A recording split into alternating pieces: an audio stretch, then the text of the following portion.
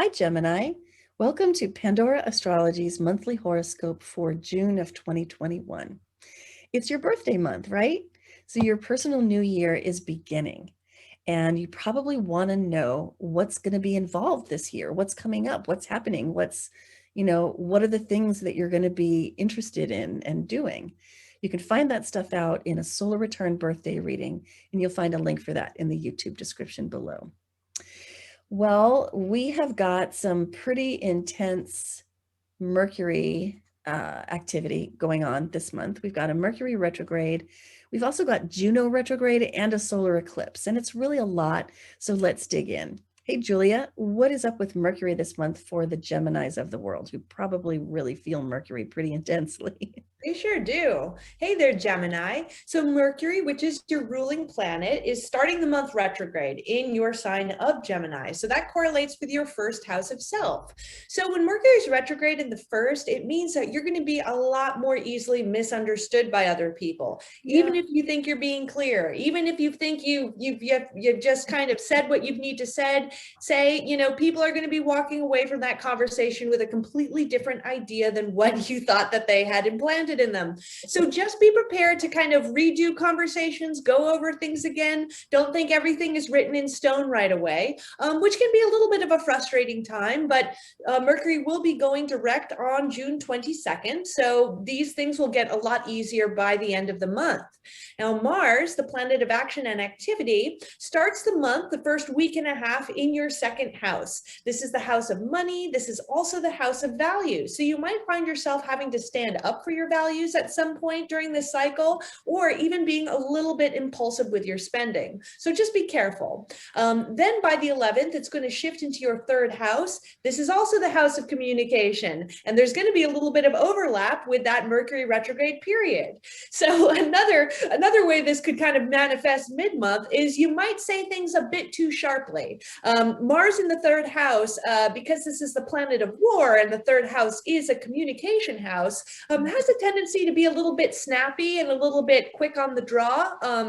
In terms of communication. So make sure you've got an apology just kind of, in your back pocket, ready to kind of pull out ahead of time, especially because there's just kind of miscommunication themes this month in general. And it can be a time where you're not getting along as well with your siblings as you usually do while it's transiting that third house.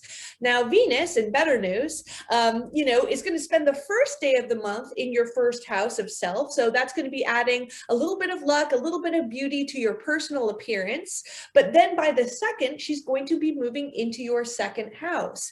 So while you might be a little impulsive with spending, Venus in the second house will be bringing you a little bit of money luck, meaning that you might acquire items, possessions that really give you a lot of joy, a lot of pleasure. This is a wonderful time for shopping for anything that might beautify your looks or anything that might be fashion related. Luxury items too are ruled by Venus as well. So that'll be a nice contrast too. Yes, and while we're on the relationship subject, I just want to point to this Juno that's retrograde and going to be retrograde all month, and in fact will be retrograde until August 2nd. And that means a relationship retrospection period that's kind of prolonged. Juno is the asteroid goddess of marriage and committed relationships, contractual relationships of all kinds.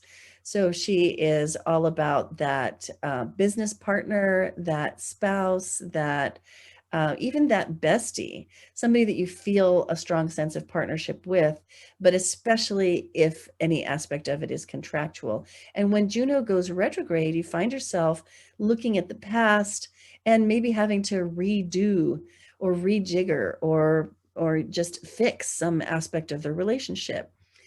This year,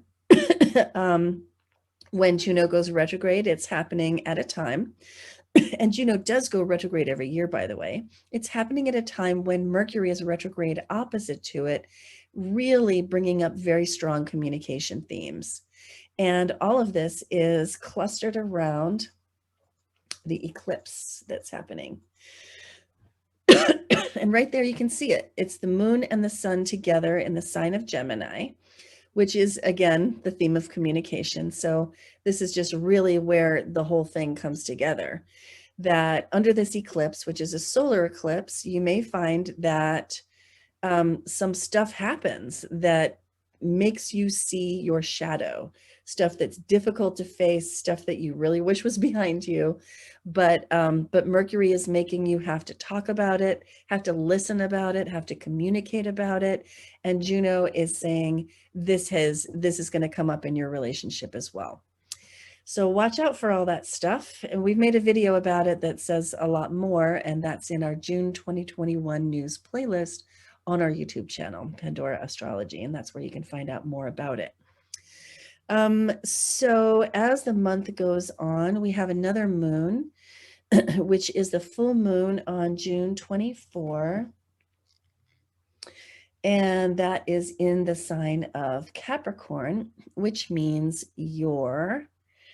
here it is, your 8th house of intimacy. So as if, the themes of relationship and partnership weren't enough, we have a full moon coming in the house of intimacy for you in the very brittle sign of Capricorn.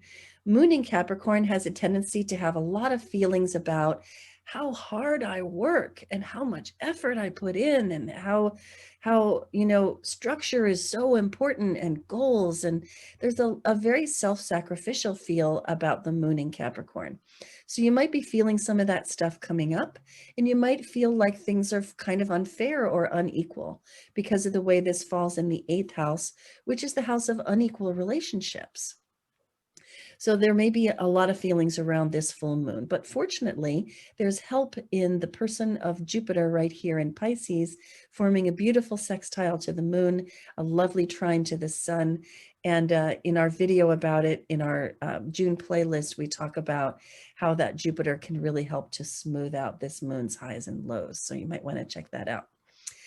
Yeah, so that's the stuff that we have for you this month. Hope you enjoyed it. And if you did, please share this video and subscribe to our YouTube channel, Pandora Astrology. You can always find the news of the month on that channel, but also on our website, pandoraastrology.com, in the form of a monthly forecast. And there is also the place to go if you want to get a reading or even take a class. And until next time, we'll see you around the cosmos. Bye. Bye-bye.